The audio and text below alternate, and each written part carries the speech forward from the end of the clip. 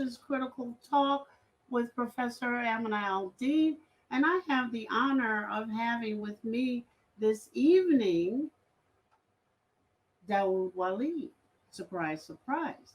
Dawood has studied across the way in the disciplines of Arabic grammar and morphology, foundations of Islamic jurisprudence, and sciences of the exegesis of the Quran. And he has previously served as the Imam at Masjid Wali Muhammad in Detroit and the Boston American Islamic Center in Hampshire. I can't pronounce that. Hamtramck. I know where it is, Michigan, and I'll go back to that because is the author of the book Towards Sacred Activism, co-author of the book Centering Black Narratives, Black Muslim Nobles Among the Early Pious Muslims, and Centering Black Narrative. Al-Bayah, Blackness in Africa, and author of essays in the 2012 book All American 45 American Men on Being Muslim, as well as the 2014 book Quran in Conversation. And I'm going to ask him when we take a break if he could grab those books because I want to put them up. But right now, I'm going to introduce you to Imam. He hates the titles, but I'm going to give them to him anyway. Dawood Waleed.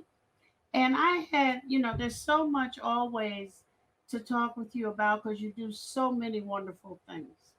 But I kind of want to take you between the two worlds in which you function.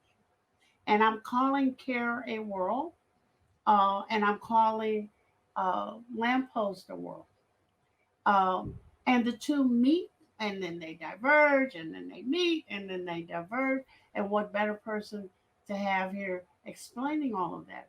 One of the things is I read the CARE national alerts daily, and Islamophobia has gone down a rung or two, although its instances creep up rungs and rungs and rungs.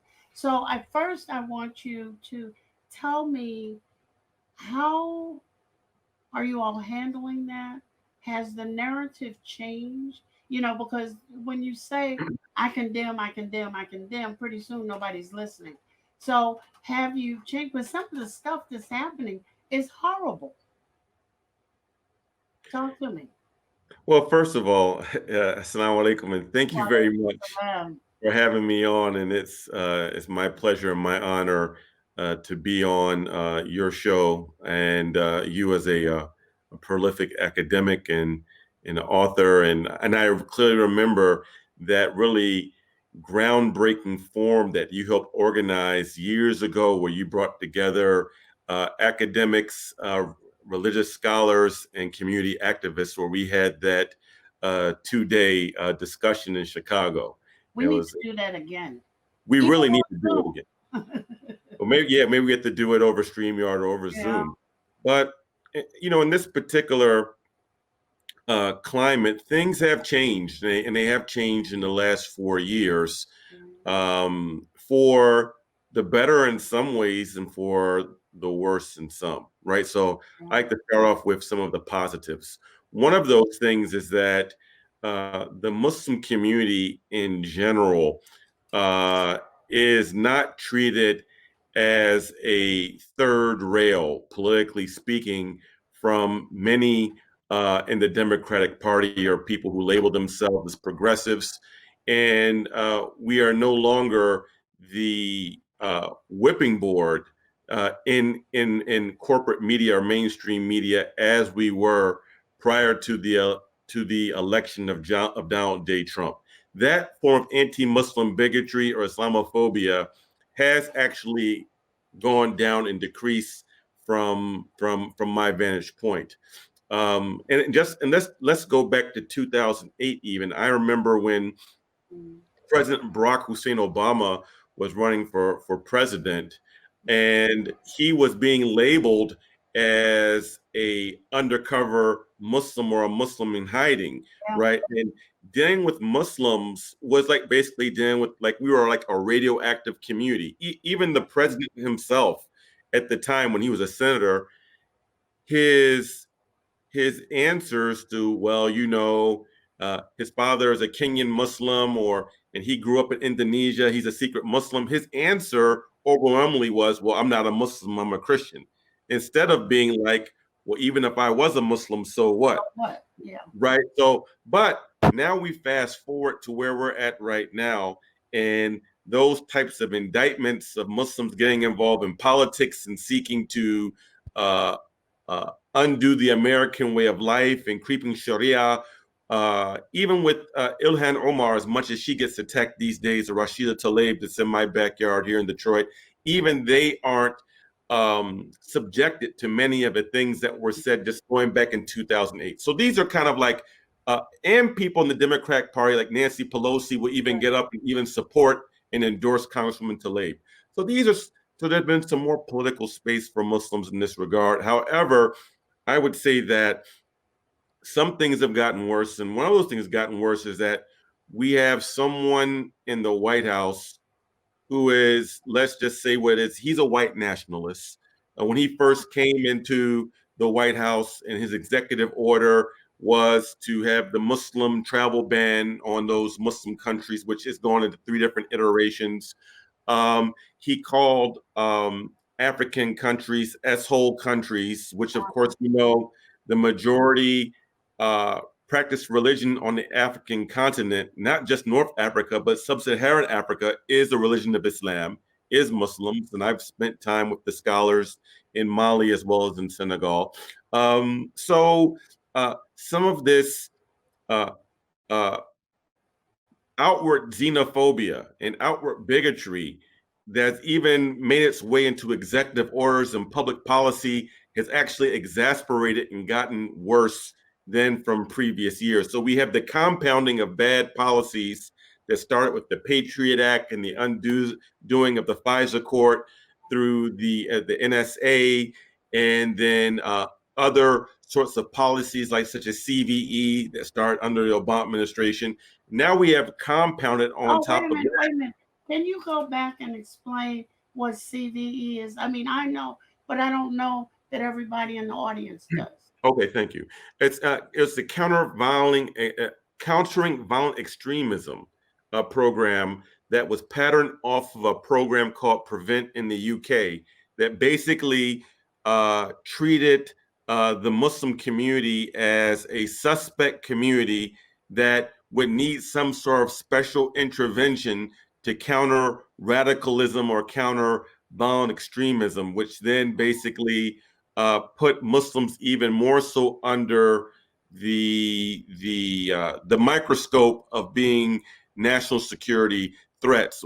And of course, we know this was a failed analysis, given historically in the United States of America, the highest percentage of people who have committed violent extremism and mass shootings happen to be white males who profess the religion of Christianity.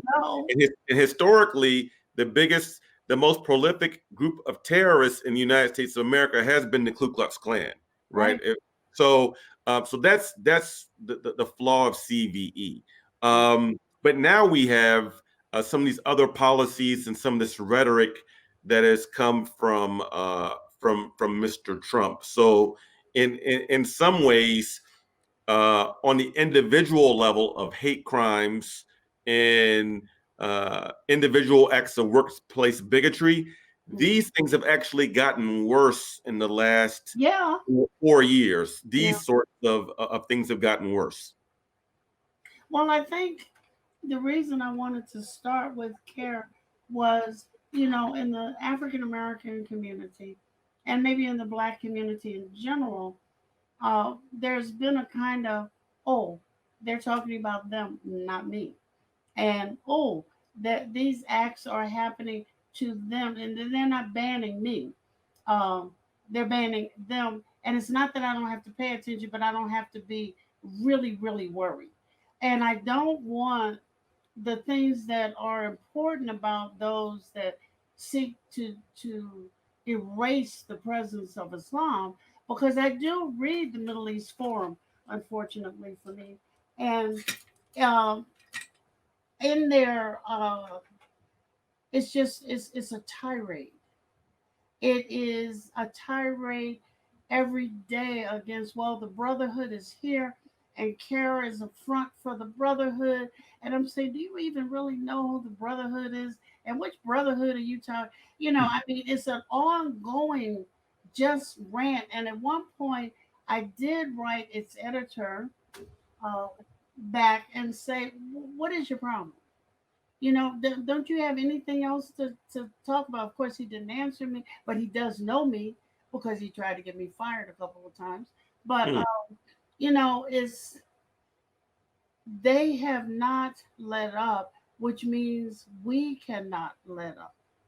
So I was looking over what has changed about the language, because language, as you and I both know, is extremely important. You can't you can just say I condemn, I condemn, I condemn, but what else? Well, I think that if anyone would look at CARE's press releases from the national level, I never got into it here in Michigan much of the condemnation game because Mhm.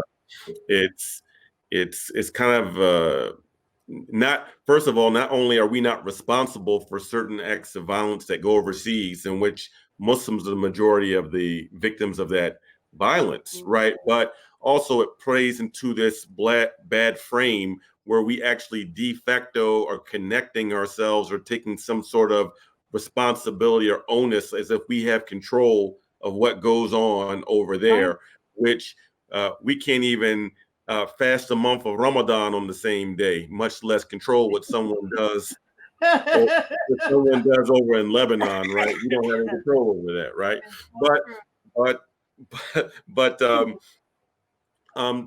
what you'll see from Care National is that there has been basically little to no condemnation of things that have gone on overseas or abroad, and simply because um, again, we don't feel the need or we have to take ownership for what people are doing overseas. That has nothing to do with our daily lives here, of what we have control over as American Muslims. So yeah, we can pray for peace, and some of us do have family members in certain countries such as Somalia, where there's been issues of violent extremism and the terrorist group Shabab that's there. But it is to say that we don't necessarily feel the need that we just have to condemn, condemn, condemn, condemn. If anything, we as citizens of the United States of America, and you'll see that CARES in this a lot more, we condemn the state-sponsored violence that takes place against citizens and legal residents in this country, Right. meaning that the violence that ICE committed, the violence that the FBI has committed, such as when Imam Kaman was a victim of homicide by the FBI, the violence that's taken place against people such as George Floyd Right. and Breonna Taylor, who's the police, no arrests have been made in that case yet, or Isn't the that or something? the huh? I said no arrest yet. No, no arrest yet. No arrest yet. Or the type of violence and public policy that would lead to America having the most people incarcerated, imprisoned in any other country in the world, including Supermax and 23-hour lockdown, which Amnesty International and other international bodies, including the UN, has said that the United States prison system is committing human rights violations, right, against its own citizens. So that's the type of violence that that's the types of things that we're more in the business of condemning these days than something that's going on over halfway across the world that we have no control over. Well, I think that that is laudable, and I'm hoping that people are following both the local chapters and looking at the language, because there's been a switch. And I don't know if you weren't following, that you noticed a switch in how things are handled and what is talked about. I'm going to take a little hiatus from things political, because I want to dig down in your books. Which one Okay. you want? Do you happen to have them near you? Hold on one second. I can pull Okay, them. wait a minute. Hold it. Let us Are we take to the break? a 1 minute break. Great.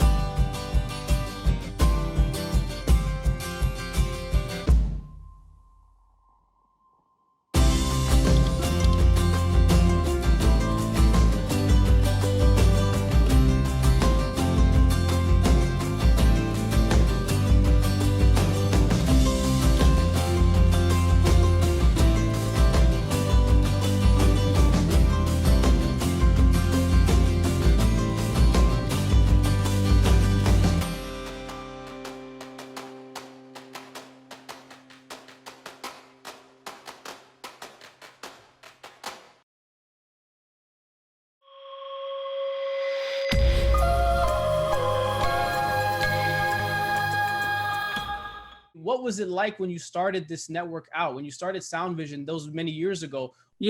After 9/11, one lady called me and she says, what is your channel which I can watch? And I say, I'm sorry, we don't have a channel.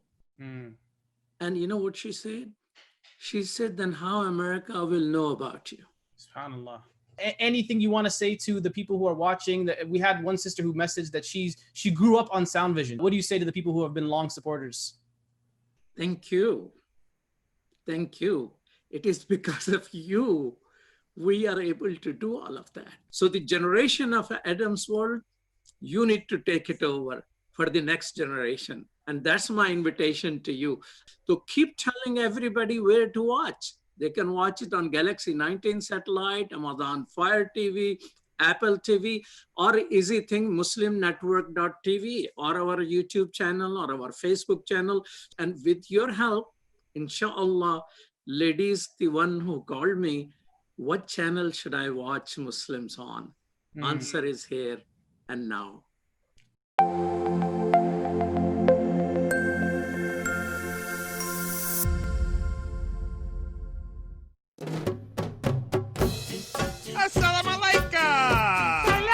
Open up your eyes. Assalamu alaikum everyone, it's your brother Zain Bika from South Africa. One of the first educational programs ever produced for Muslim children was the ever popular Adam's World series. The colorful and comical Muslim puppets stole the heart of a generation. Sound Vision will be releasing brand new episodes of Adam's World with the launch of a Adam's World app. Subscribers will enjoy new Adam's World episodes as they are released, as well as all the classic episodes of Adam's World. So visit adamsworldapp.com now to learn more, subscribe and enjoy new adventures of Adam and his friends. And let's keep helping tomorrow's Muslims today. Assalamu alaikum. It's Adam's world. Believe me, there's a lot to see. Bismillah. Let's explore.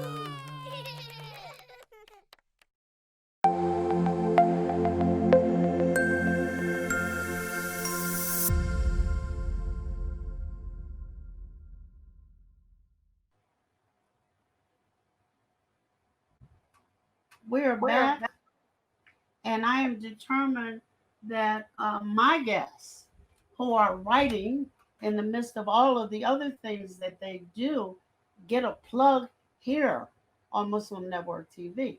So which book do you want to start with first? Well, we'll start off first with the book that I co-authored with Ahmed Mubarak. Also, show us the cover. Yes, it's right here. It's called Centering Black Narrative, Black Muslim Nobles Among the Early Pious Muslims. Where can we get that book? Can we get it on Amazon? Yes, ma'am. You can get it on Amazon.com or also Mecca Books.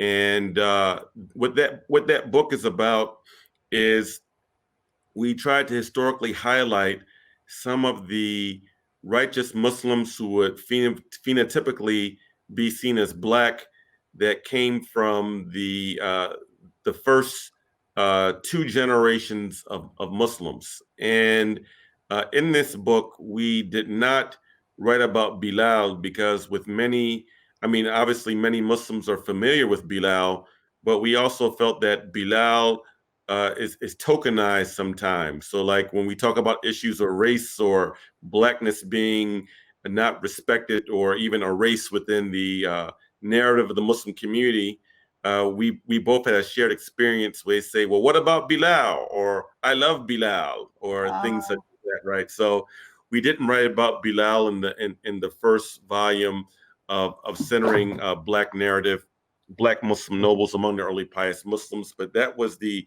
impetus behind writing that. And then we wrote a volume 2 called Centering Black Narrative, Ahlul Bayt, Blackness in Africa, which talks about some of the descendants of the Prophet Muhammad, peace be upon him, including those who had African mothers, because a number of them had African mothers and also were described in books as being phenotypically Black or would be seen as Black Arabs, given that Arab is not a race. It is normally linked to one's paternal lineage as well as a cultural tie and normally some sort of connection to the Arabic language. So just as there are Arabs with blue eyes and or green eyes with light colored skin in Syria. Then there are Black Arabs in Sudan and Mauritania, right? So we wrote about that. Then the third book that came out about. No, I'm saying you all just been having fun. Go ahead. Yeah. And in this book, which Imam Zaid Shaker wrote the foreword for, and instead Lena Safi wrote a quick introduction, is called Towards Sacred Activism. And this book is kind of like a guidebook for a class that I developed as like a type of primer about how some ideas I had about spiritually based activism, about how to weave in Islamic spirituality and some of our theology in terms of social justice activism. So those are the 3 that I've written, and I have another one that's coming out later on this year. It's with the publisher in the UK right now, and it will be entitled Blackness and Islam. And this particular book will be dealing with some of the weak or fabricated hadiths that some Orientalists use to critique Islam or to say that Islam is anti-Black. And also will critique some of the statements that were made by some scholars of the medieval time period that were really I can't even use the word not nice, racist, right? So it's Islam and the Quran racism free, of course, but of course that Muslim scholars and Muslim civilizations have not always been racism free. As a matter of fact, that's far from the case in certain time periods in Islamic civilization when there was a lot of ethnic chauvinism in certain periods of our history. So that's what the upcoming book will be about. It should be out by late October, early November, God willing. Oh, so you're getting a lot of sleep, huh? Just writing and writing and writing. Well, alhamdulillah, I had already started writing this book, and I had a time period or time frame that I was going to try to have it submitted for the first round of edits by December. But this was I guess the hidden blessing of being on lockdown during COVID-19. I had nowhere to go. I had nowhere to travel.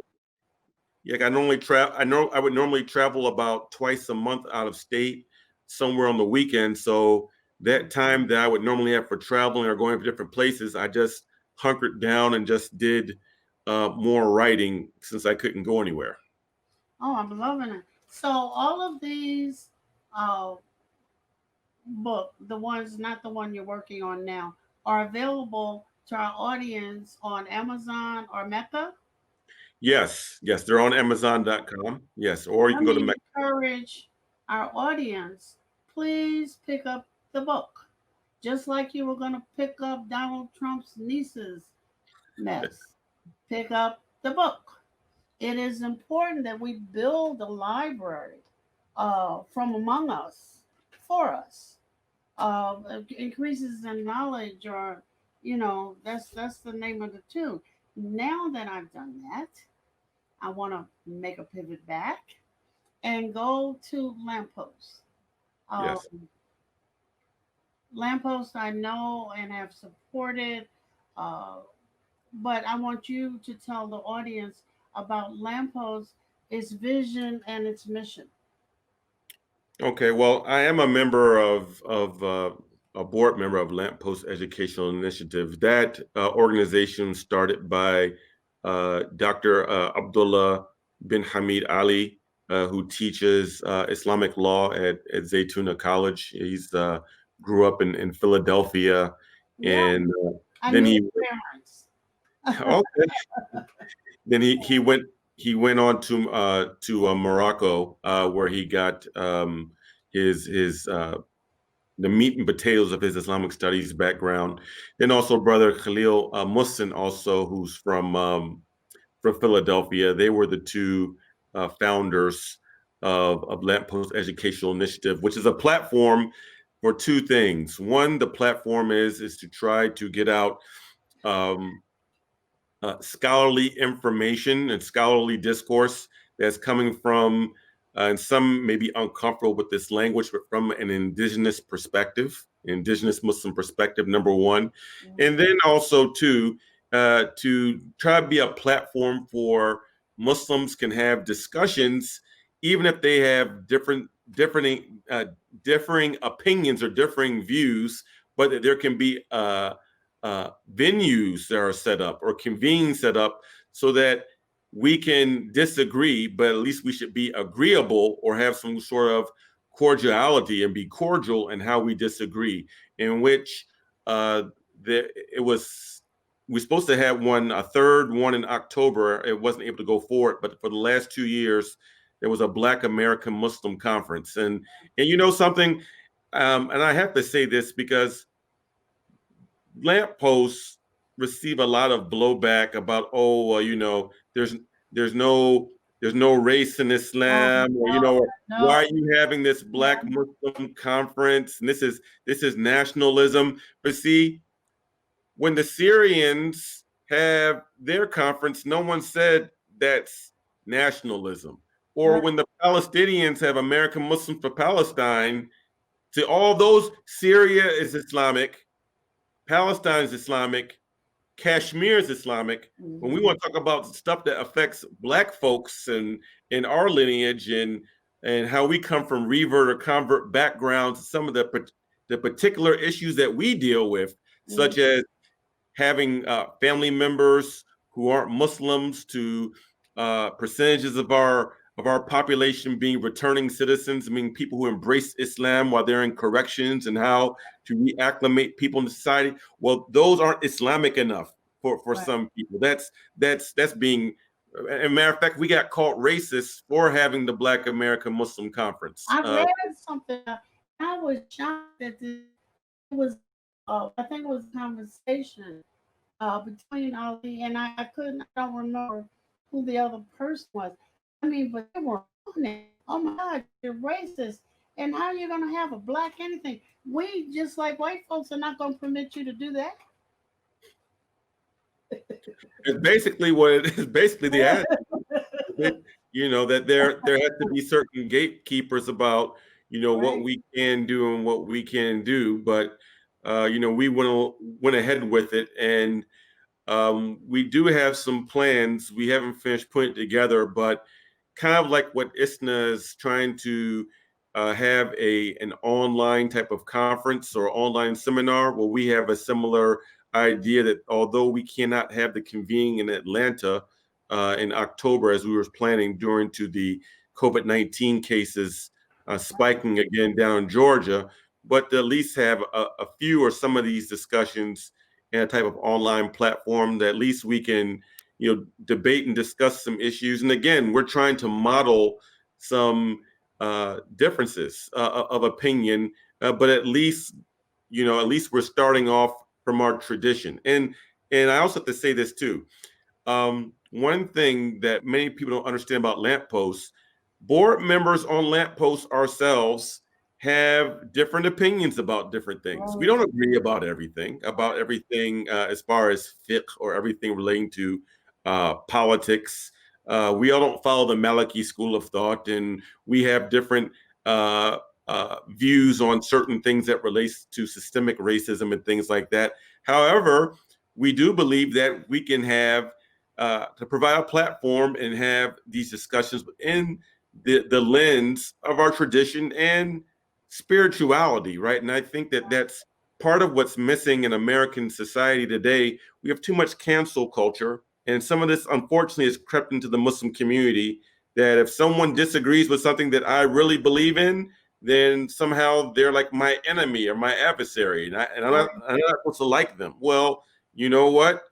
We can disagree on something, and then we can sit down and have some tea afterwards and chuckle and still love each other. And that's how it should be.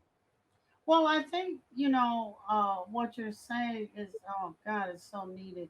Um, because you're right. It took me a minute to catch up with what cancel culture meant. And then I got it. My granddaughter helped me out. I got it and I said, oh my goodness, that's the crap people have been doing forever. You don't agree with me, you don't exist. Okay. And so now it's got a name and I got it. But I want you to talk about the initiatives just a little bit that Lamppost tries to put out there for people to take advantage of. Well, some of those has been a series of classes that have primarily been done and led by Ustad Abdullah Ali, who of course is a leader, and he's taught most of the classes. I believe he's going to have one about his most recent book. The title verbatim is slipping my mind right now, but it's about um, Black people in the Arab Muslim consciousness, which this was what he based his dissertation off of, right? So having classes about fiqh or Islamic jurisprudence about certain things that relates to creed.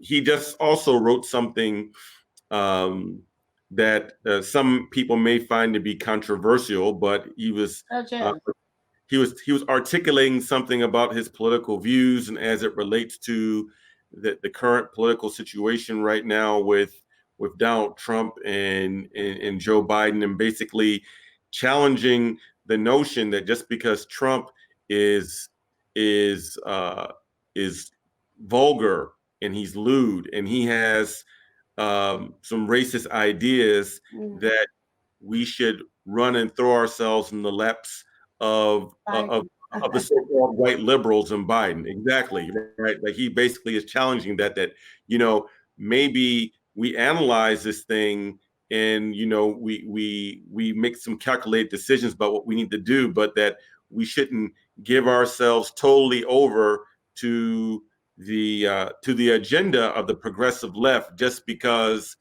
Trump and the right have been so vitriolic, right? And I think that's something for us that that deserves at least a read and some pondering and evaluation. And I know that Ustad Abdullah, Dr. Abdullah, he doesn't mind people writing refutations, right? So if you read it and want to refute it, then by all means refute. But we should at least try to deal starting from a place of facts and not feelings. So and don't be sheep. The shepherd flicks his whip and you all go running this way, flicks his whip the other way and you all go running that way. Be discerning. yes, Yeah. And also one of the works that Lamppost has put out that Ustad Abdullah dealt with as far as translating is a return to the purity and creed, which is a good translation, and he's done some other translations. So these books can be done on can be gotten on Lampost's website. And one of the good things about these translations that are being done by of these old texts, these classic texts from American scholars and not to sound nationalistic, but African Americans in particular, is that it's translated in such a way, in a style that can be understood by Americans whose English is their first language. Because I know back in the day, I remember reading like this translation of a book of Imam Ghazali back like in the late 80s or early 90s. It was translated by somebody in India or Pakistan, but it was so awkward.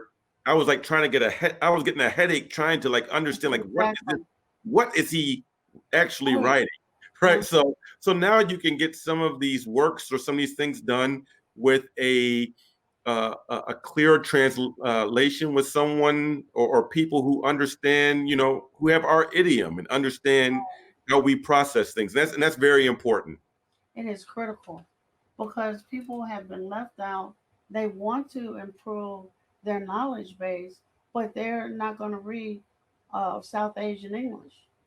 That's right. To get there, and the thou and the those and the these and the whatever to get there. But I think Lamppost has, in many communities been kind of obscured, which is why I'm trying to say something about it today, because they were having something at one point, kind of a fireside chat. Do you remember what I'm talking about? Gaslight something. Do you remember? And people would come into a fixed place to have conversations. You said a fireside chat. Is this something like that you recently? Maybe 2 years ago. Okay, I can't remember what you're talking about off the top of my head. It was advertised, and I kept trying to push the idea. Please go get online, do something, and people were still asking me what was Lamppost. Yeah. So I figured that I would use a little bit of this to say what it is. You're a board member. You can certainly say what it is. This effort of Muslim Network TV will only be as strong as all of us make it. And Critical Talk, I'm trying to get to everybody I know and don't know to bring issues where Muslim that concern us, but also issues about which we have something to say. So having said that, I'm going to take another minute break. This is Critical Talk, Professor Aminah Al-Deen.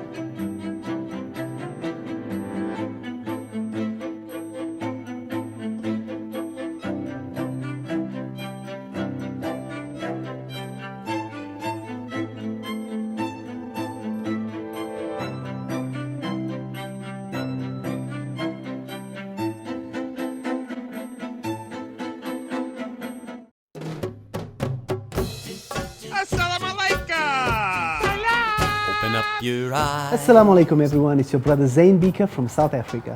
One of the first educational programs ever produced for Muslim children was the ever popular Adam's World series.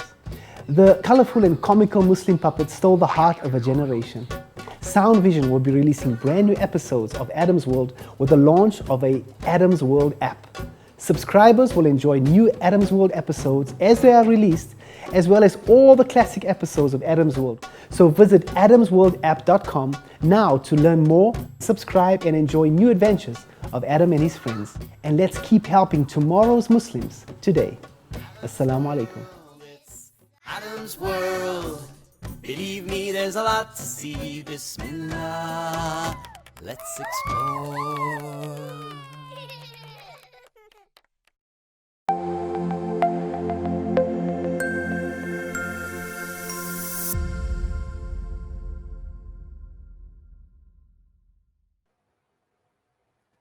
I know this was not in the questions that I sent you, but I'm also renowned for popping stuff up. I am so intrigued. First of all, as soon as I get off this show, I'm going and order these books and get my kids to order them because it's so very important. Um, and I think what we might do in the future, if you're willing, is to have a book talk where there are, let's just really, after we've read them, talk about them because they're important. As important as anything that the New York Times deems, however they are, deems important.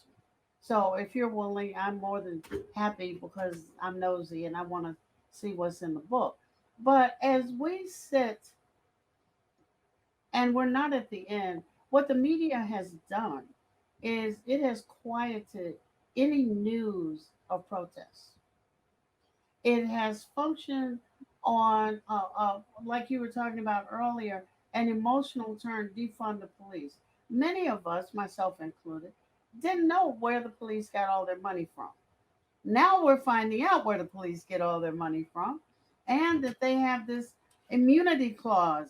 And I'm saying, oh, really? In Chicago, millions of dollars are spent in on bad police cases. Giving money to families where the police have shot or torn up your house looking with the wrong address and all of this stuff. And but defund the police, I think, actually meant let us use some of the money that we put into the police for social services and mental health issues. Yes. But defund the police became a strategy, a get back at them strategy. We're going to leave it what it is, no matter how they try to change the narrative. We're going to keep it there because we can get people riled up, like the knuckles they have over the weekend on their motorbikes. Your thoughts? Well, I think that, and this is like hindsight is 2020, but that language defund the police maybe didn't uh, accurately convey what many people were really saying, or even abolish the police, which is even more controversial language about not defunding that there are no police, but certain problematic programs of the police. And of course, Right. it has been used, and President Trump is using it right now in TV commercials that we see where someone picks up the phone and say, "Oh, I'm sorry, the police have been defunded, and Yeah. you won't have anyone coming for the next 2 days," Right. and things like that. But there are certain things. For instance, most Americans don't know that police departments in many of our major cities are paying a foreign military Yes. to train the police departments on so-called riot control or crowd control, Right. right? So I mean, Israel has made a fortune. yeah, they're making a fortune, Right. and even the same tear gas company that supplies the Israeli military with tear gas to Mhm. shoot on Palestinian civilians is the same company that makes tear gas that goes to police departments that tear gas people and Portland and Minneapolis and Ferguson in Detroit, Michigan, right? So a lot of people don't know this. Also, the issue that's a major impediment are the police unions. Like police don't need to be unionized, like how auto workers, like no one would think that the U.S. Navy or Army would need to have a union, but our police departments now that are militarized don't deserve to have this sort of shield that then even if they get in some sort of trouble, the union is there to have them keep their job, even if they have 3, 4, 5, 6 no matter what points, of police brutality, and then they don't pay any money. You know, the late Dick Gregory had a really good idea about this.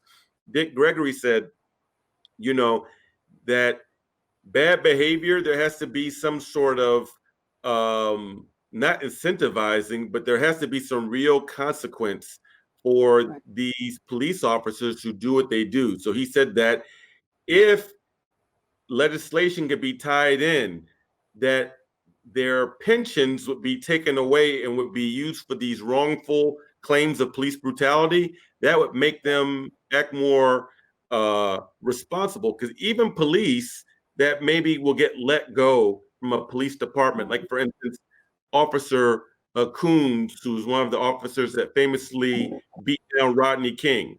Well, he still was entitled to get his police pension, right? So so Dick Gregory had this very some say it was a radical idea. I think it was a great radical idea that that there needs to be consequences. So take their pensions, and instead of the taxpayers paying twice, paying for their salaries as well as paying all these settlements, take it away from the funds of these of this pension. Take it away from the pension funds. You know, my husband did a little bit of research, and what he found out was that many police in small and large areas, urban areas, and small rural areas, are working members of the KKK. And so, you know, to expect them to act any differently. I mean, like the man with his knee on George Floyd's neck was posing. People took that picture and had it blown up and put on walls in KKK lodges. I'm sure this is what you need to do. But I think also that we're at a moment that's a precipice. And I love that thing you just said about Dick Gregory. He and I went to the same high school, by the way. But that's okay. I think that's one of the things that is important is we begin to lay out for all of us all of the things like we know that members of the police departments are also members of the KKK. We know that unions with giving them immunity forces citizens to pay twice. If they ever get brought up on a charge at all, and we know that for, like you said at the top of the show, nobody has been charged for Breonna Taylor. And it's going to require a whole bunch of effort. But I also know we can't afford to let this moment slip away. So, in the last few minutes, let's talk about how we can not let the moment slip away. What do we need to do? What do we need? I think there's something as Muslims, see, there's internal work. So there's always internal and external. I believe we also have an internal game plan and external game plan. Right. So the internal game plan, I think that a lot of the issues that we have in our community that we need to improve upon is political education, right? It's political education. And I think that this is some of the deficit that we've had in our community as far as the history of policing in America, the history of actually how America was structured into an overt racial hierarchy and then de facto racial hierarchies, and then how these different how these hierarchies there's residue and how they can continue to play themselves out, including in policing, including in the issue of mass incarceration. I think a lot of it has to do with education. And before I get the second point, I just want to highlight this. I was on a call with a number of organizers, civil rights organizers in the Muslim community. Almost all of them Arab Americans and South Asians. And relating to the issues that we're talking about right now. And a number of them said, well, you know, we gotta change this. The system is broken. The system is broken. I heard him say system is broken about 3 or 4 times. I said, hold up a second. I said, the system's not broken. It's operating exactly the way it was designed. I said, so we have to get our language right.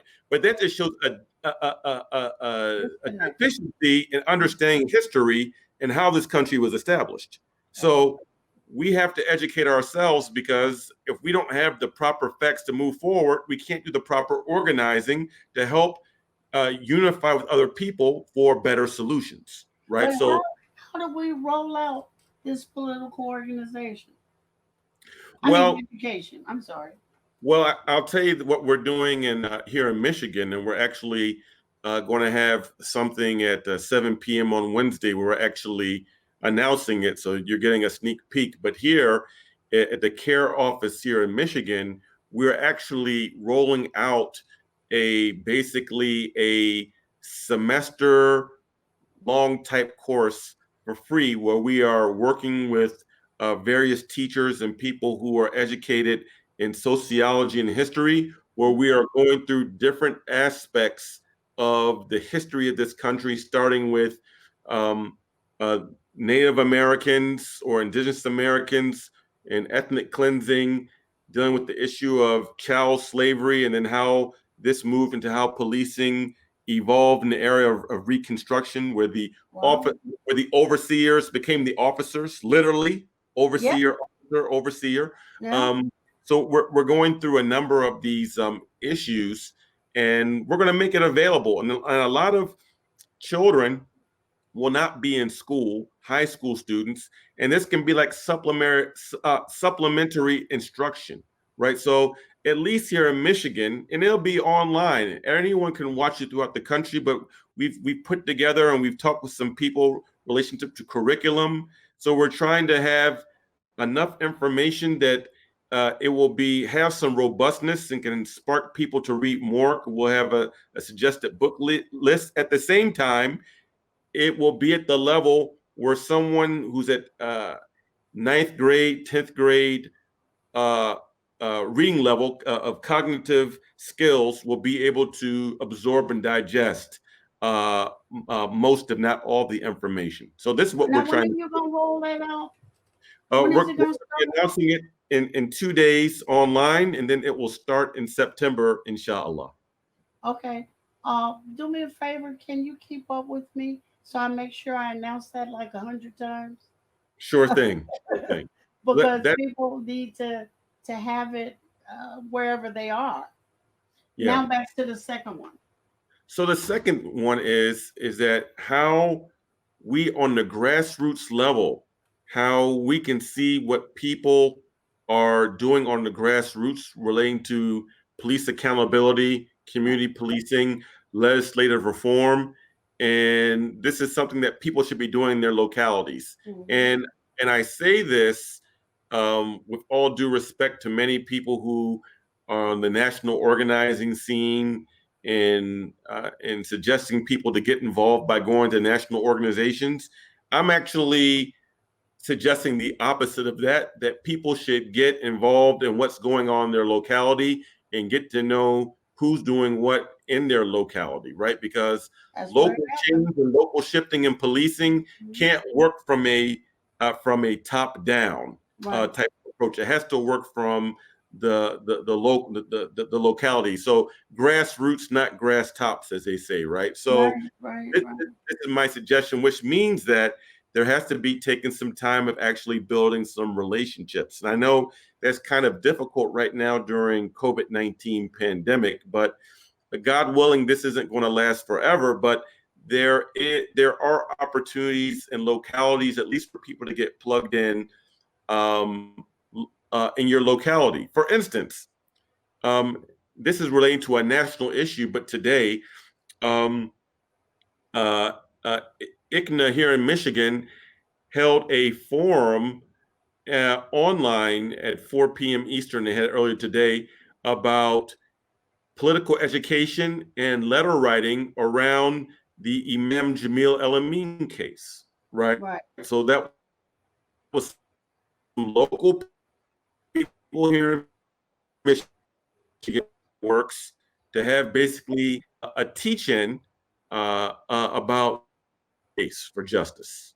Right. Well, let me just say, this has been an eye opener. I can't thank you enough for honoring me at Critical Talk on Muslim Network TV. I will chase you down again because I got to keep up with stuff. You know, I'm sitting down here and let us get on fire Chicago. So I have to I have to keep in touch, and hopefully you will watch Muslim Network TV, put it in your network. Everybody listening, they will hear you again. And programs that Lamppost has, the initiatives that Care Michigan is doing. I want to know it all. Do you have a last word? Well, my last word is simply may Allah bless you and may Allah reward you and may Allah preserve the Muslim TV network and the work that Imam Abdul Malik Mujahid is trying to do to help lift us up and give us a voice in the Muslim community, that we're not always dependent on other people to do for us what we should do for ourselves. Kind of like the 1990s clothing brand FUBU, for us by Yeah, us. We yeah. need FUBU media, right? It's There we media go. that's for us and by us. Alhamdulillah. Okay, let me give my salams. Ask you to stay on. This has been Critical Talk with Professor Aminah Al-Deen. I have had as my wonderful guest Imam Dawali. Salam alaikum.